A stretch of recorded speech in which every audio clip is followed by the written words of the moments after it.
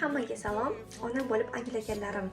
Birinchisi, onalik bu mehr-muhabbatga to'la tuyg'u, baxtdir, lekin juda ham murakkabdir. Hatto o'qituvchilikdan, ustozlikdan ham qiyin ekan. Ikkinchisi, juda ko'p narsadan voz kechishga to'g'ri keladi.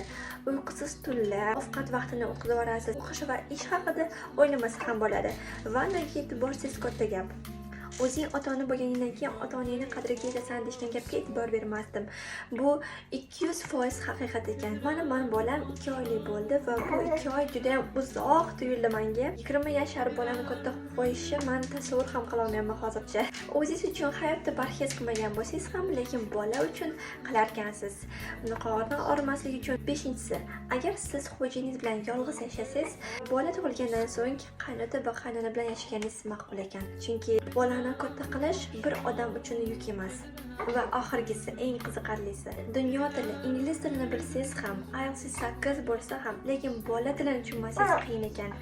Agar siz u nima yig'layotganini bilmasangiz, u bilan birga o'tirib yig'layotgansiz. Shunaqa gaplar. Hammaga rahmat, like va kommentariy qoldiring va biz bilan bo'ling.